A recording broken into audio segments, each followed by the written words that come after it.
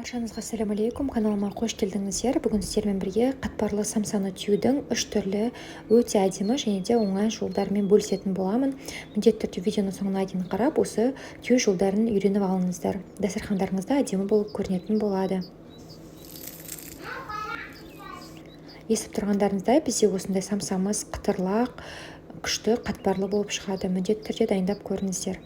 Ең бірінші қамырын дайындаймыз. Ол үшін жылы суымызды құямыз, тұз саламыз, бір жұмыртқамызды саламыз. Енді шанышқы немесе қасығымыздың көмегімен араластырып аламыз. Келесі кезекте үстіне алдын ала електен өткізілген ұнымызды саламыз. Мен көріп тұрғандарыңыздай аз бөліктен салып, осылай венчикпен араластыра отырып қамыр илейтін боламын. Сол кезде артық мөлшерде су немесе ұн қосып қоймайсыздар.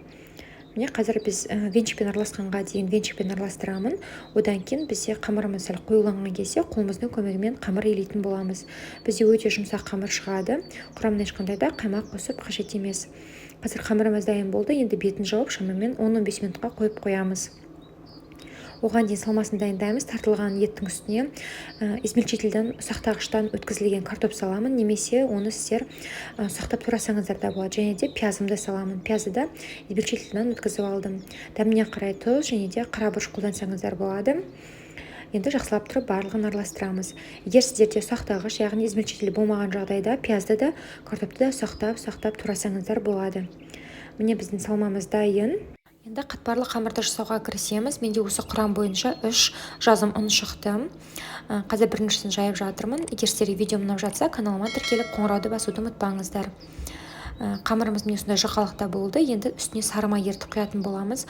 Ол үшін табамызға сары майымызды салып аламыз. Мен әр қамырдың жаймасына 80 грамм сары май қолданып жатырмын. Міне осылай толықтай ерігенге дейін араластырасыздар. Міне осылай қайнағанға дейін жеткізесіздер. Одан кейін майды алып, осы жайып алған қамырымыздың үстіне құямыз. Кесочканың көмегімен немесе қолымыздың көмегімен толықтай жағып алсаңыздар болады. Мен осылай ортаңғы бөлігіне құйдым. Одан кейін шеткі жақ бөліктерін осылай қолымызбен әкеліп, үстінен басып, осылай жеткізіп аламын. Осылай жасаңыздар да болады, өте ыңғайлы. Толықтай бізде қамырымыздың барлық бөлігіне осы сары майымыз тиюі керек. Міне біздің қамырымыз дайын болып қалды. Енді шеткі жақ бөлігінен бастап, міне осылайынан рулет сияқты қылдырып орап шығамыз. Толықтай соңына дейін орайсыздар. Енді ішкі жақ бөлігінен бастап осылай қайтадан орап шығамыз. Міне дәл видеода орайсыздар. Целлофан пакетке салып, кем дегенде 2-3 сағатқа тоңазытқышқа салып қоямыз. Егер сіздерде уақыттарыңыз көп болса, одан да көп уақыт қойсаңыздар болады. Сол кезде тіптен қатпарлы болып шығады. Енді осылайынан арасын ашып, тең бөліктерге бөліп шығамыз. Формасын барлығын біркелкі жасауға тырысыңыздар. Одан кейін міне қайтадан осылай үстінен басып, дөңгелек форма жасаймыз.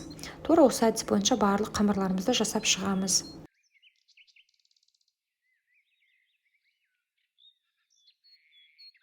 Бізде міне барлығын жасап болдым. Енді оқтауымыздың көмегімен дөңгелек форма жасаймыз. Астына ешқандай құрағын сеуіп керек емес. Бізде құрамында май болғандықтан жабыспайды. Одан кейін ортаңғы бөлігін солайынан тартылған етімізді салмамыз салып, ең бірінші әдіс бойынша түйеміз. Шеткі жақ бөлігінен бастап отырып, екінші қолымызбен береміз бір жақ бөлігін. Осылайынан міне қыстыру арқылы осылай түйіп шығамыз. Осы әдіс бізде ұйғыр мантысына ұқсайды. Немесе осылайынан самса жасаңыздар да әдемі көрінеді, қараңыздар. Қандай әдемі болып шықты. Бұл бізде бірінші әдіс. Ал енді екінші әдіс бойынша біз салмамызды шеткі жақ бөлігіне салып, одан кейін осылаймен шеттерін барлығын қыстырып шығамыз. Енді шеткі жақ бөлігінен бастап осылайынан қолымызбен басып, шымшу арқылы, ішкі жақ бөлігін ортасына кіргізу арқылы осылай міне форма жасап шығамыз. Бұл әдісте өте оңай жасалған әдіс. Бұл екінші әдісіміз. Қазір сіздерге енді үшінші әдісті көрсететін боламын. Үшінші әдіске бізге 2 дөңгелек қамыр керек болады. Біреуіне үстіне осылай салмасын ортаңғы бөлігіне саламыз, биіктеу қылып, одан кейін шеттерін барлығын жабыстырып шығамыз. Одан кейін тура екінші әдісіміз сияқты осылай айналдырып шығамыз.